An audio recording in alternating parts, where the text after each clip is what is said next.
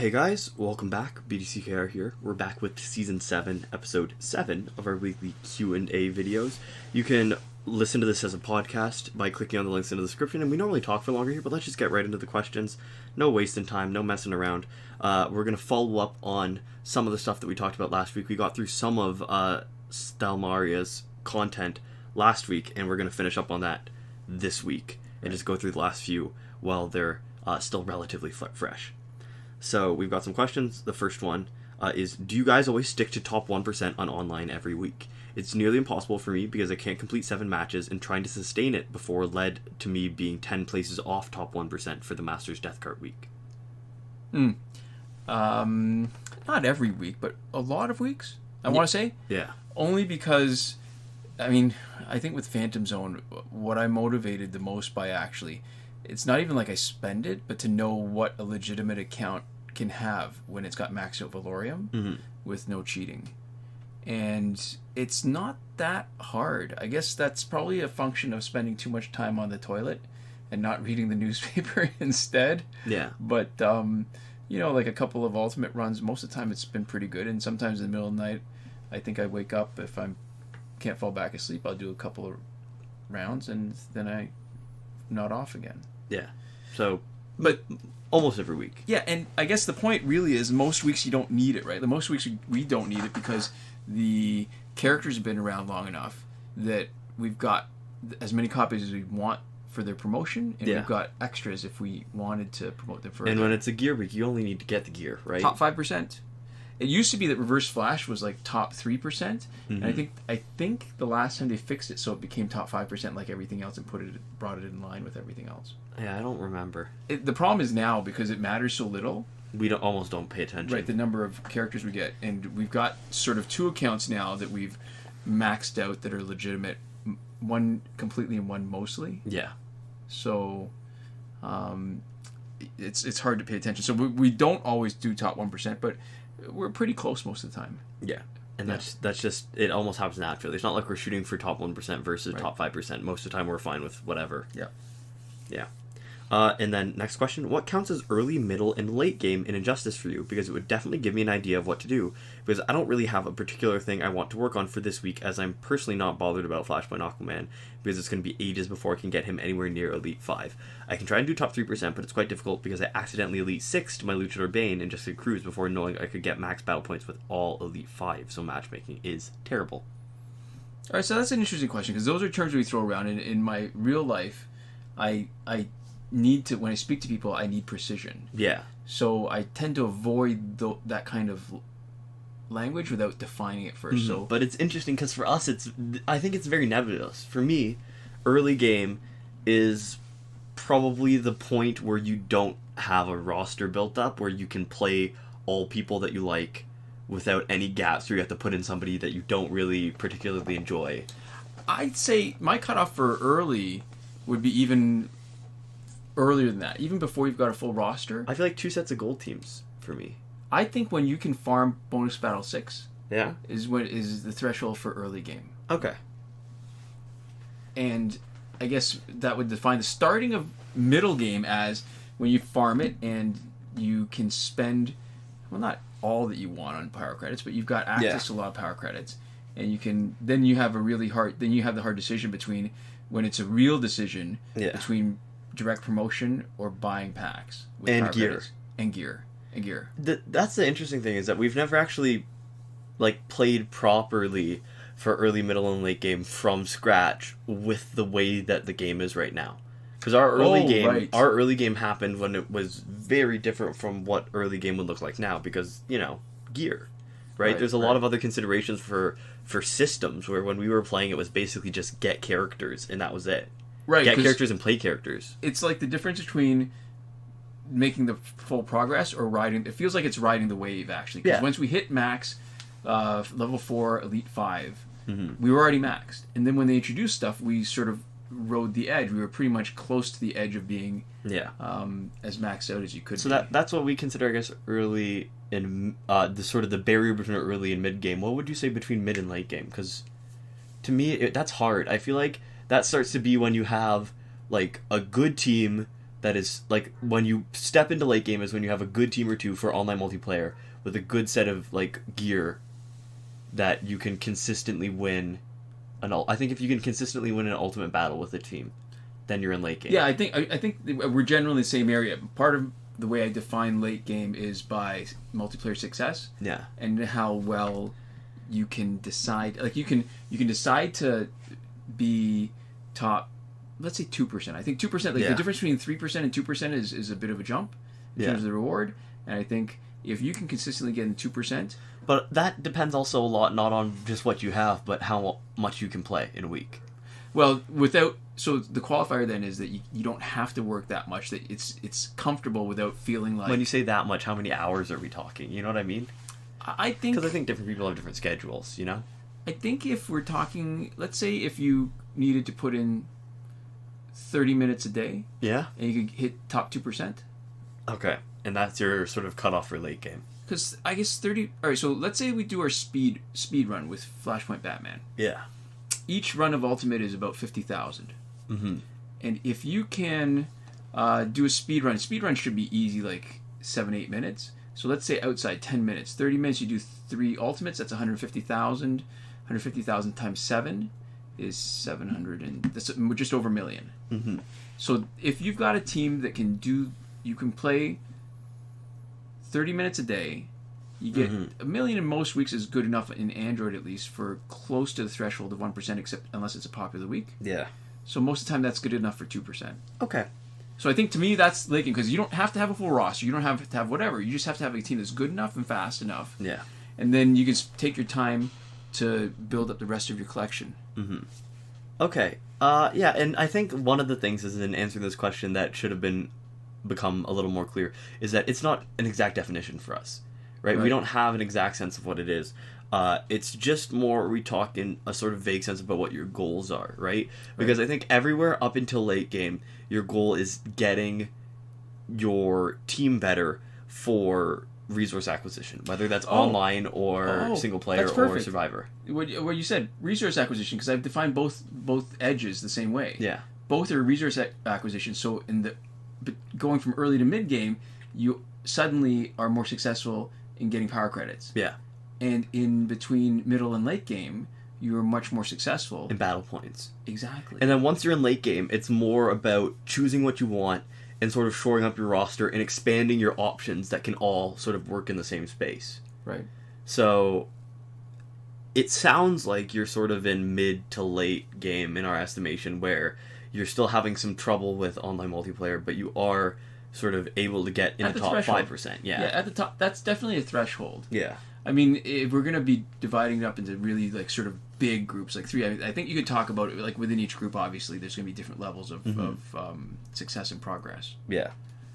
But that's an interesting question. I don't think we've ever been, not so much challenged, but...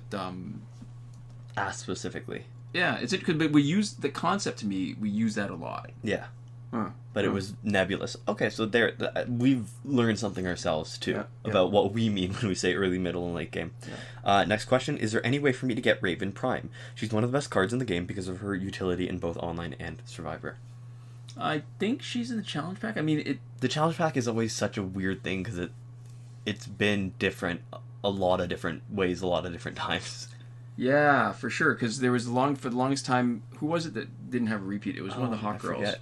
It might actually be worth doing another challenge track video, just because we're pretty locked in now in terms of updates. That information's not likely to update, and you never know until you check with that, because they do change it and they don't always make it fully clear. And sometimes it has to do with, I know that I can't remember which pack it was, but it had to do with one of the nth metal packs, I think, where there's certain characters it looks like it's relatively easy to get if you've already got it in your collection. Yeah. But you can't get it if it's not in your collection. Mm-hmm. So, all right, so that's... so probably, that might be upcoming content potentially. Well, and your exam's over. That's true, yeah. I'm going to have a lot of extra time on my hands pretty soon. My work, I am... I want to say unfortunately, but it's not unfortunate. The fact that I still have a job and can work during the pandemic... It's quite fortunate. It's quite fortunate. It's a mixed blessing. This is a first world problem. Yeah. Where I still don't have enough time to make more videos. Where you have work. Yeah. And I will not have anything, and I probably won't be able to start what I normally do for work because of the way that things are right now. Yep. Yeah. So there we go. Next question is Containment Doomsday a good substitute for Doomsday Prime for the vanilla team or not? And if any, what adjustments to gear setup would I have to make? I think Containment Doomsday is an excellent... Containment Doomsday is just a fun character to play with. Oh, yeah. And a great counteract actually as a tank to Tentu Totem. Yes. Just because of the revives. Sure. The way that the revives break up your health pool, it makes it way less likely for people to get their power back on you. Yeah, so it's funny about Containment Doomsday, because if you face a Flashpoint Batman, though, he can eliminate your revives, which is your biggest power. Containment Doomsday is spectacular in a lot of ways, as long as you take advantage of him where he's the strongest player in your team by stats, or he's equal, because anytime you have passive or gear that lets you have an advantage against similar stat characters. When you get to hide stats away, you get to squirrel them away in a secret place that online matchmaking can't come and take from you. Right, because his passive does two things. It gives him extra health. Yeah, it gives him what, like 250% health? Is it 50% each time? No, I think it's lower. I can't, off the top of my head, I can't remember. It might be like 30%, in which case it would be like just under 200%. But health. It's still, because his health is compartmentalized like that. So even, let's say, against Killing Joke Joker, when, I've got a nice clip of Killing Joke Joker where we're facing him, and you have to manage potentially two other opponents coming in with full power supers, because it's a bad decision, right? Like either you wait it out and you make the fight drag on, whack you a lot, yes, and great at damage, or Killing Joke Joker, or you've got to do it really fast. So that's why the teams where the Killing Joke Joker has low health is easier, right? But yeah, because then you just let them swap out. They don't actually have the stats to whittle you away. But if they're fully maxed out, you have to take them out because Killing Joke Joker is a threat, even if you're blocking the whole time. That's right. Unless you have good blocking gear. Well, that's, I think the mistake that we see on teams is that they leave Killing Joke Joker as relatively weak. So the cost, if you want to do that, however, it's still, because of the ways our different teams are set up, we can usually afford to just knock him out anyways, whether he's strong or weak, and eat some of the supers. Yeah. And still have a relatively fast finish. So, but I've got a good clip. I've got one good example of that where we kill a Killing Joke Joker right away and still manage the other two relatively quickly. Yeah. So there we go.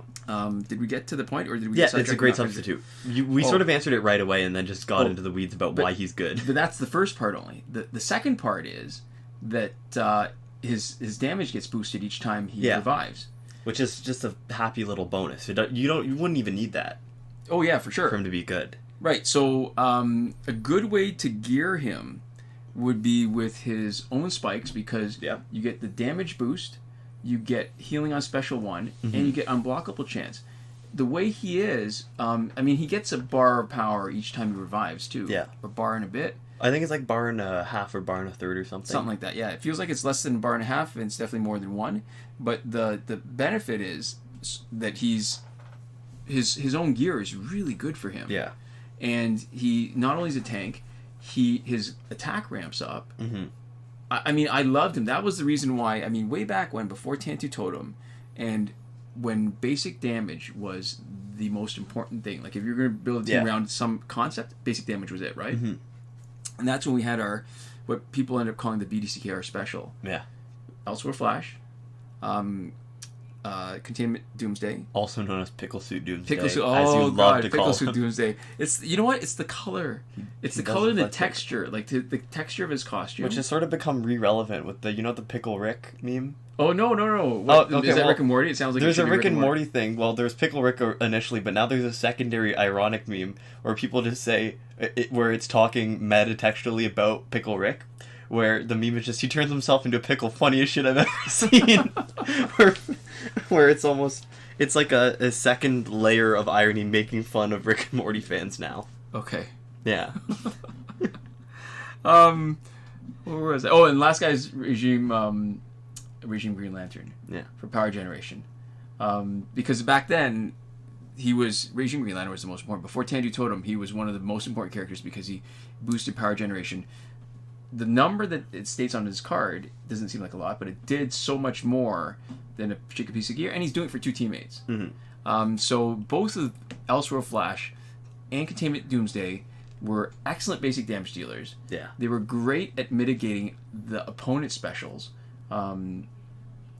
Flash with Bullet Time, and Containment Doomsday with his revives. Yeah.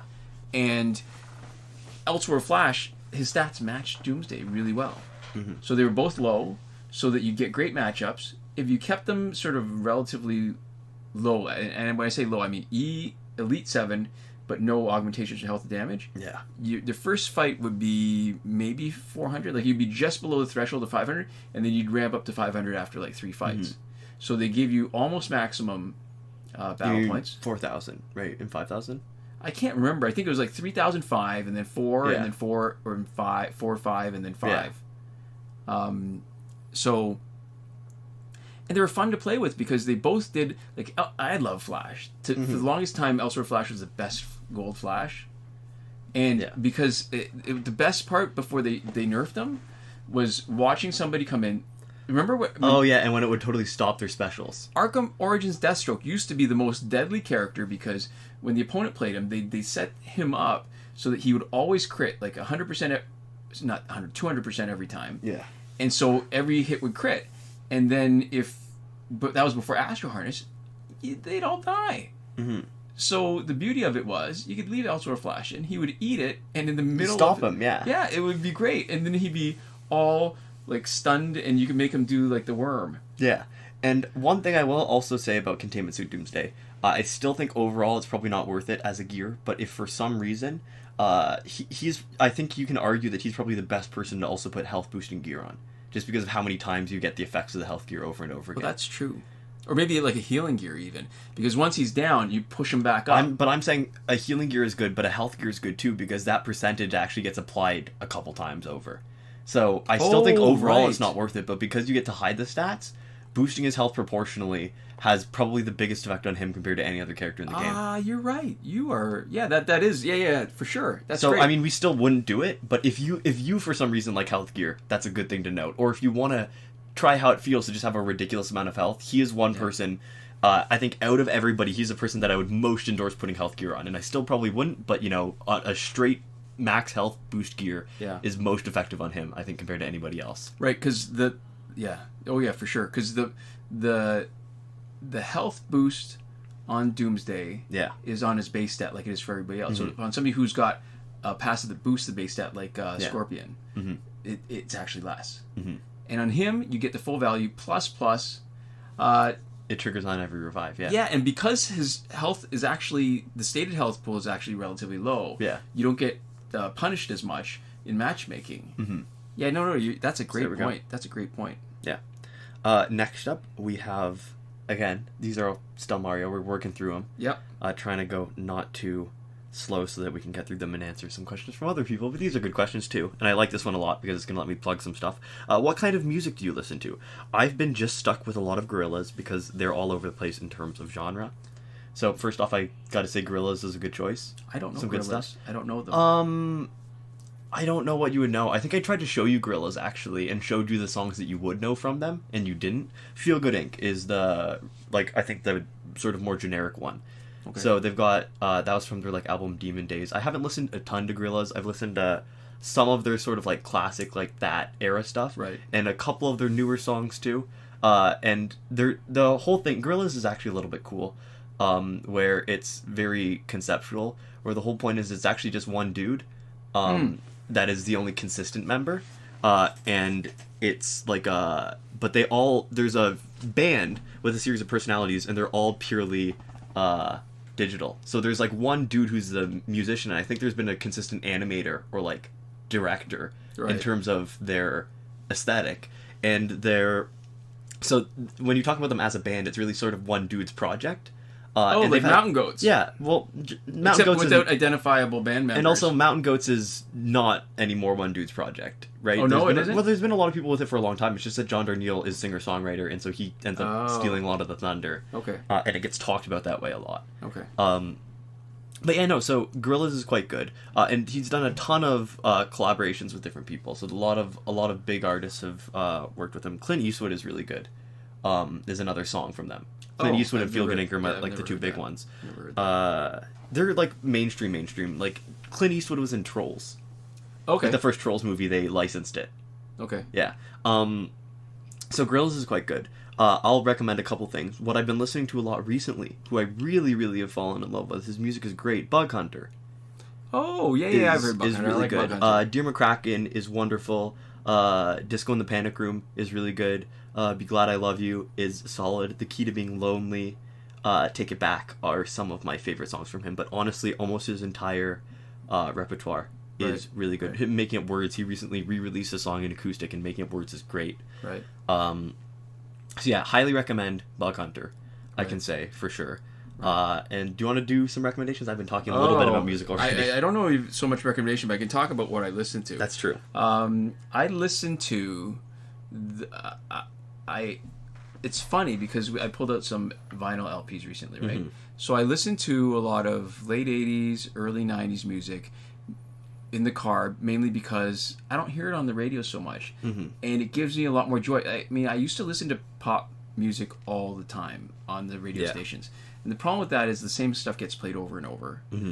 And what could be a good song gets killed. And I like listening to... There's a song if you really like it, you'd like to hear it again. Yeah. And because I've got, I think, probably like 20-something hours on my playlist... Yeah. On Spotify, it doesn't repeat that much, so I get the joy of, I don't want to say rediscovering, but just a joy of listening to a song that I like that I haven't heard in a while. Yeah, and you get to remember how good it is. And what's funny to me is, so there's been a revival in vinyl music. There has been. And I've got my vinyl records. I took good care of them, and I've got them. We pulled them out to play them a bit, right? Yeah. And what's funny to me is how it's so hard to tell of the popular music what would have stuck. And so stuff that at the time would have been considered not so cool, it would have been really pop and really mainstream. Yeah. And the people who were what's the I'm thinking hipster? The hipster kind of music would have poo-pooed it and said it was indie, no good. Maybe. But not indie, because hipster. indie's more of a genre. Yeah, hipster is just the right word. Okay. So for example, when I pulled out, what did you think when I pulled out Toto 4? Oh, that was pretty cool. Right, because Africa... what's crazy to me is how Africa has held up over the years. I remember... It holds up. So that year in the Grammys, I think Toto won Best Record for Rosanna. Yeah. And they just won a bunch of awards, and it was almost as much of a scandal as when Christopher Cross won the music, because the hipsters, the people who are deciding what's supposed to be great music, thought they didn't deserve it, right? Yeah. And what's interesting to me about Toto was always that they were I think as a group they were mostly studio musicians, so they worked on a lot of other people's records, and this was their project where they got together and did stuff themselves, where none of them were really the headliner, the group was, but they got to do stuff that wasn't somebody else's project. Alan Parsons' project was like that. So I don't know if you remember them. I don't. So, Eye in the Sky, Don't Answer Me. Okay. My regret is I don't actually have any Alan Parsons albums, but see, the thing is, if I'd saved both of those from that time, what would you have thought if I'd pulled out an Alan Parsons vinyl? I barely remember. Right. Yeah. But when you had your friends over and we pulled out the record player the first time, everybody was dancing to it, which is crazy to me because it was so not... It was not cool. It was not cool. Yeah. To be a Toto fan, and I still remember that was one of the. It wasn't the first album I bought, but it was one of the first albums that I bought at almost full price when it was released, because it really mattered to me, as opposed to waiting for when stuff got cheap. Which it's me. That's a pretty big threshold to hit. So there we go.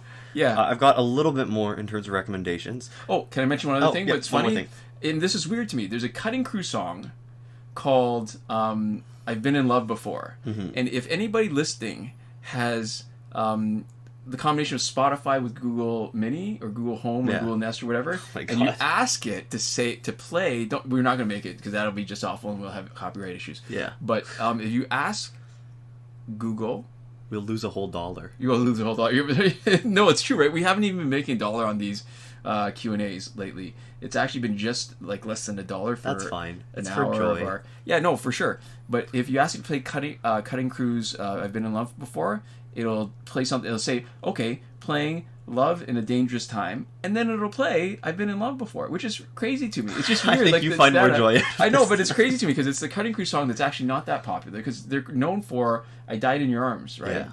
But it's that same thing where maybe it's not as good a song, but it definitely wasn't as popular, so it didn't get overplayed on the radio. Mm-hmm. So I get a little bit more joy each time I hear it because I don't know. It's almost like each song. It's like the idea. Remember the idea that there's movies are better when it takes you closer to death. Who was that? There's that video of the YouTubers. Hey Ash, what you playing from the Gone Home episode. So to me, it's like a parallel to that, where if each time you listen to a song, whatever joy you could have had, the more you play it sort of dissolves a little bit of a way. And how good a song is how much it starts, how high it starts off, and how well it tolerates being played again. And most songs don't have that. Most songs are that joke also is worth watching the entire video for, because the way that the joke is delivered, and I'm just gonna butcher it now, but it's something like, that's like saying Paul Blart Mall Cop is just as good as Casablanca because they're the same length.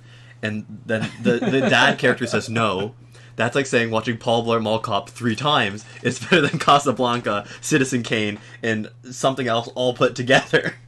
Yeah, that is... Which is, it's a wonderful line, very lovingly delivered. It's sort of, it feels like a ridiculous concept, but I think there's actually something to it where if something really gives you that much joy that you can spend that many hours with it, well, there's real value to it. It's also sort of a criticism of the modern day games industry, which is actually the context that it was used in, where it's like, what is more important, the amount of time that a game gives you for what it costs you, or how good it is, how long you spend thinking about it, how significant it is. So if that's how you value a game, Injustice is the greatest mobile game ever. For you.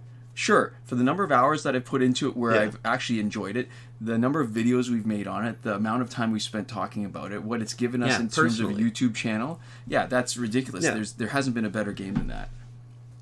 So there we go. And before we get fully off onto the next part, we will bring it back to songs just because I have more music to recommend. If you like lo-fi or hip-hop, as somebody who doesn't like rap, generally, as a genre, but likes specific stuff within rap, everything by Samza is great.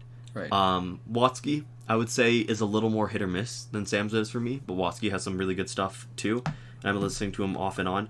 I would be remiss, I think.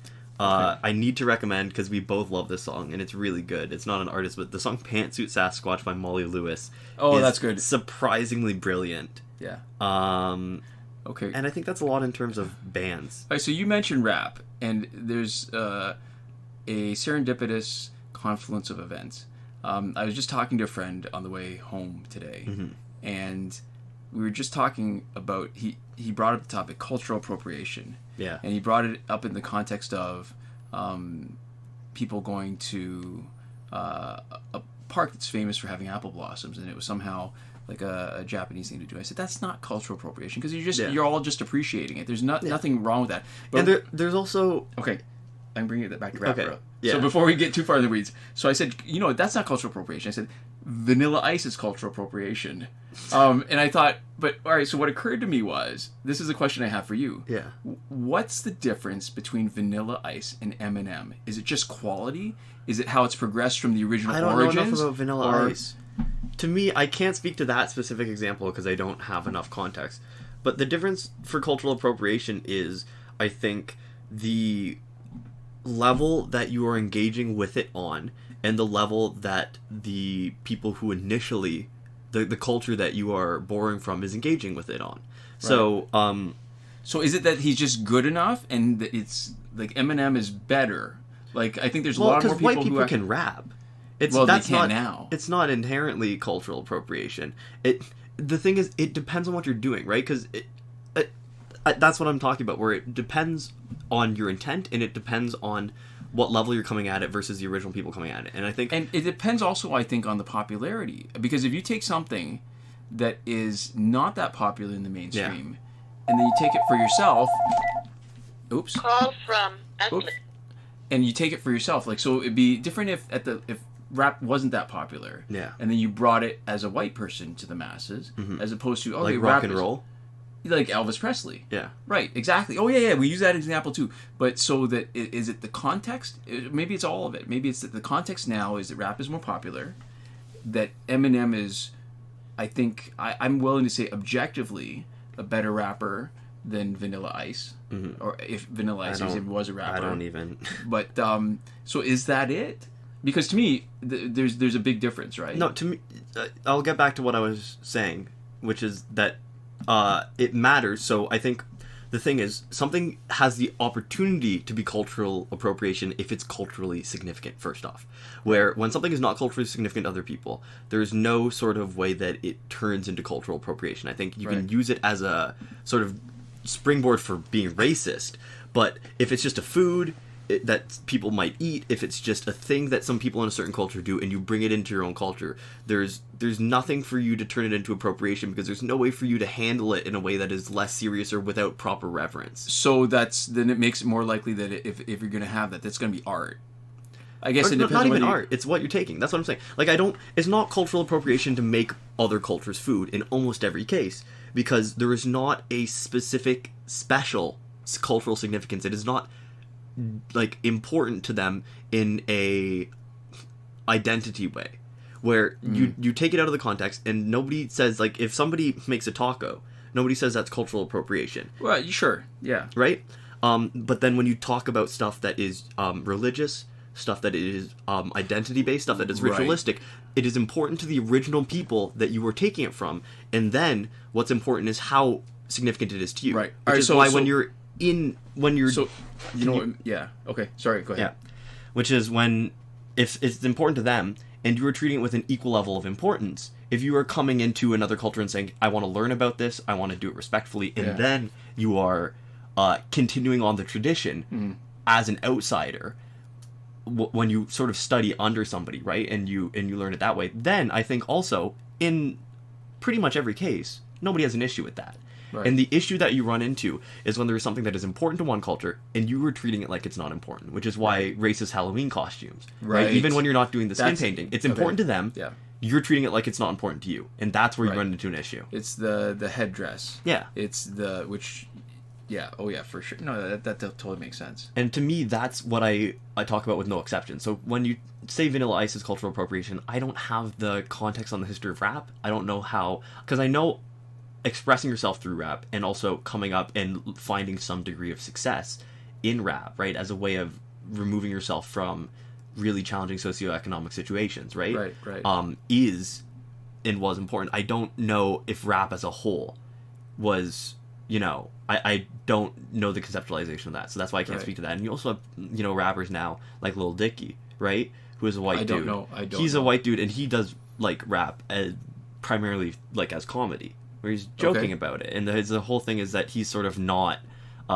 traditionally what you would expect from a rapper. You've got a bunch of actually white people who are doing rap on different levels of sort of funny, like Young Gravy too, who my god, you're just seeing stuff that I have no idea about. You can argue how serious he's being about it, but his stuff is silly, and you can talk about quality or whatever you want all day, but I think at least where rap is now, I don't think it is currently a thing which is considered specifically important to and revered by culture. So I think you have to come at it at least the same level of serious or greater when you're coming in as an outsider, and that's why some things are cultural appropriation and some things are appreciation.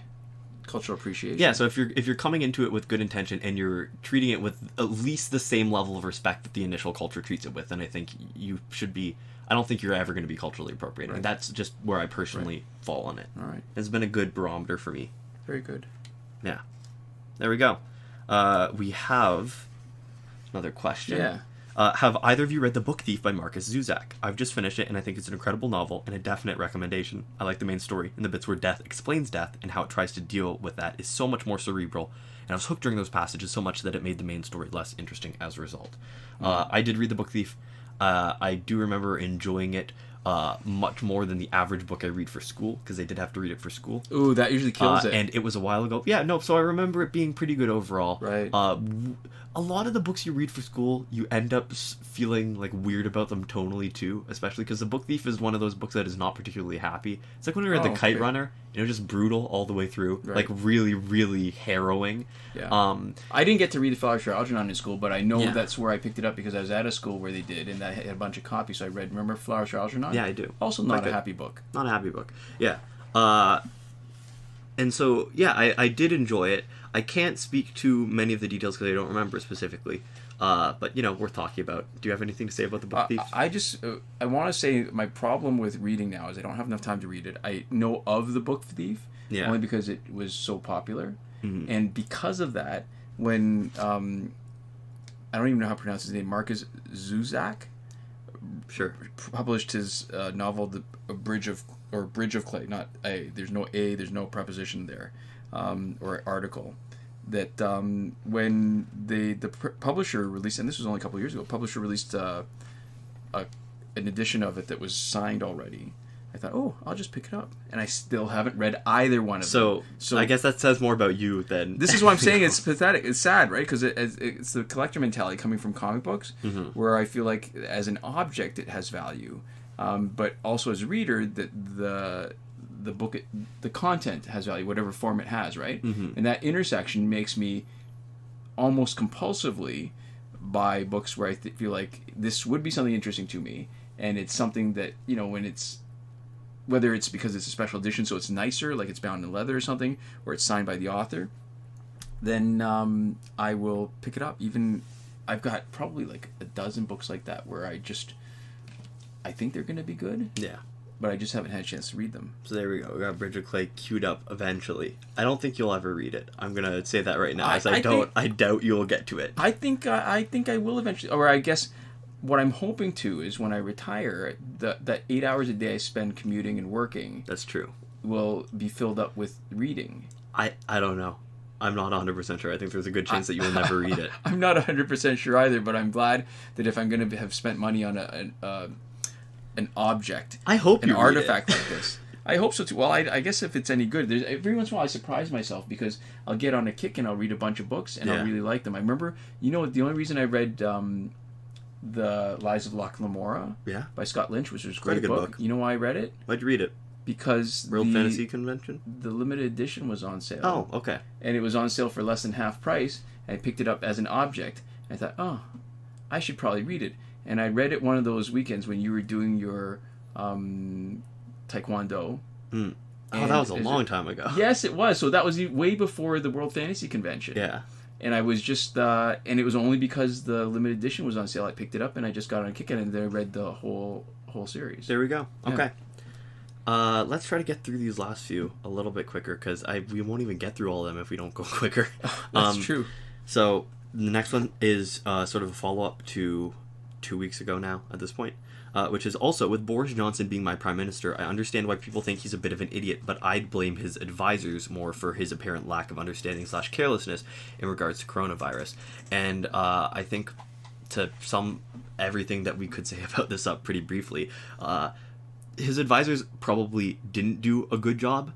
He also has to independently, personally himself, not do a good job to be so, instead of just dismissive of it, sort of like actively... championing being unsafe, right? And I think that level says something about him as a person, and that ties into his personality because none of his advisors said not only should you act like this is not a big deal, you should make a point of touching more things than you need to on purpose. Right. I mean, that has to come from him. So it's hand in hand, I think, right? Like, I mean, being Boris Johnson, Prime Minister of the UK, is as big a job as you can get, and there's a lot of I don't know, it's not, there's a lot of cachet, there's a certain authority that comes with it. He gets a lot of power to make decisions. He gets a lot of benefits from being that, very much like Donald Trump. So no matter how much you want to blame the advisors, I think if you're going to get the power, you need to take responsibility for it too. So ultimately, it's a cliche, but the buck stops with him. Mm-hmm. So even if he has the worst advisors, it was his mistake listening to them. Yeah. There we go.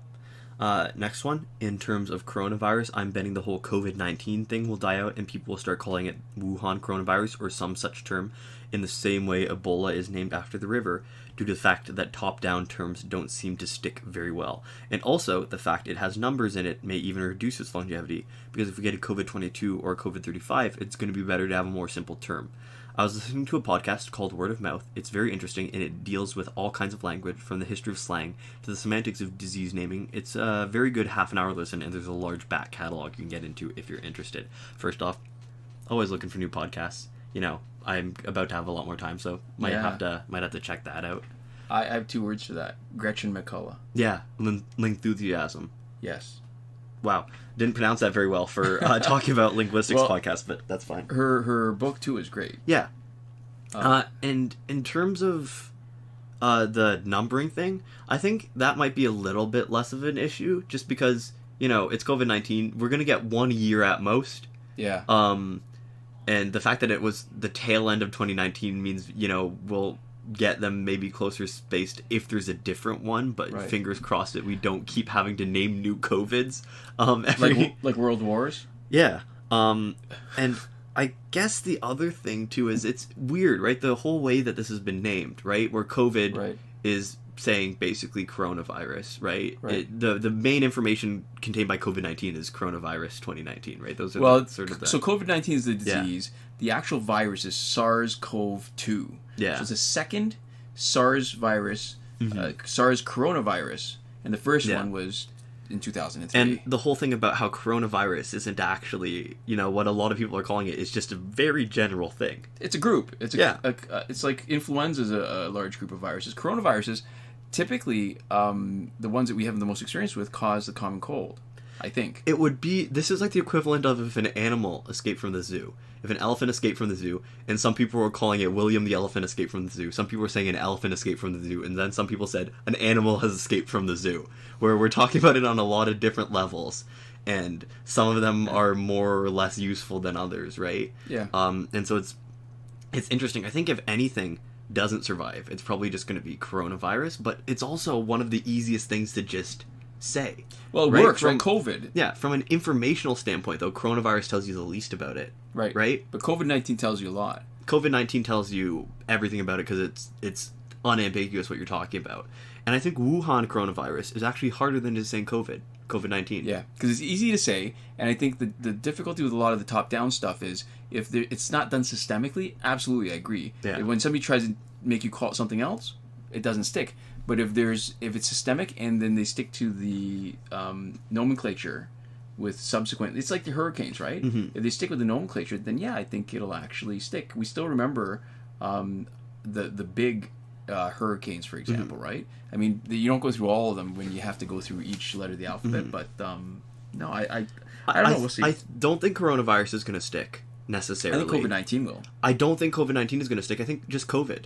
I think that's the thing about it is that in vernacular, we don't refer to anything else as COVID, right? And the 19 is sort of, it's information, but it's not strictly necessary. I've heard a lot of people say just COVID without COVID-19, without the number. I think that'll be like the Great War. I mean, my feeling is that there's a potential for other coronaviruses. Yeah. And then once the next one comes, we'll see. And then we might have to put the number on it. But hopefully by the time the next one comes, we've stopped talking about this one. So I think for the meantime, what I've seen most sort of enduring is just COVID by itself, because it's the quickest, it's the easiest to say, and it is also the least ambiguous. Right. In terms of, like, COVID and coronavirus are, I think, the two easiest ones to express. Right. And, of course, if you've watched a linguistics podcast, it's entirely possible there's a lot of precedent that we aren't taking into account, and a lack of information that we have compared to that. I would have to listen to that before I was willing to make a really strong stance. But based on absolutely no information except my own intuition, I'll stake my bet on COVID just by itself. I'm willing to go there. I'm willing to go there with a slight leaning towards the number, as long as, it's hard to predict the future. Yeah. But if there's other COVIDs, then I think the 19 will stick too. So there we go. We are not going to have enough time to get through all these questions and move on to something else.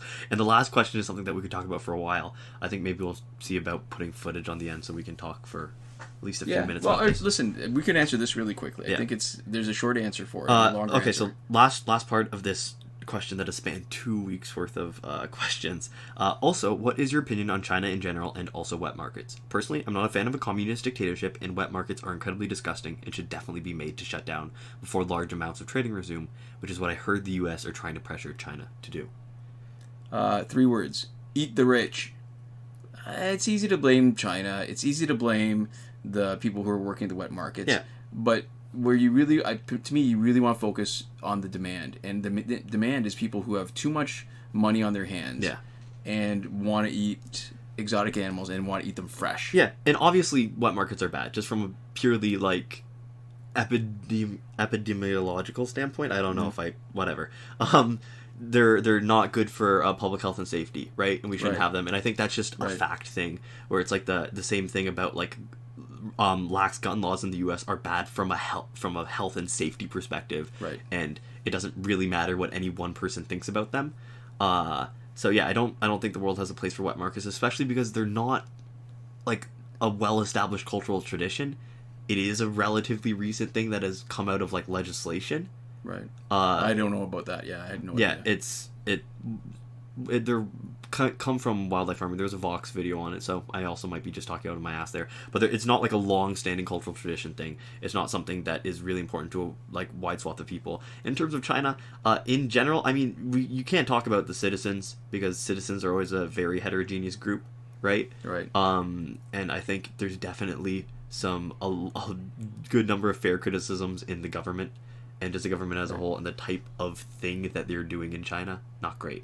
So I guess that's my opinions as succinctly as possible. Yeah, I mean, it's always harder to outside looking in. Yeah. I mean, it's harder to have a good, accurate opinion, but it's easy to have an opinion. It's always easy to have an opinion. Yeah. I think the same criticism, for example, could be leveled at the U.S. right now. Yeah. When we see what's happening. Oh, and I would level the same criticism against the U.S. right now. Yeah, and the idea that you can have rich people controlling basically whatever they want. Yeah. And the fact that they're basically just trying to lean on like the people that they've already let accumulate a massive amount of money to be a sort of like stopgap social welfare. Like we shouldn't have to rely on like Mark Cuban like continuing to pay his pay all of his workers to have people, you know, remain in their homes and able to pay rent. So this turned out to be the Stelmaria episode. There we go.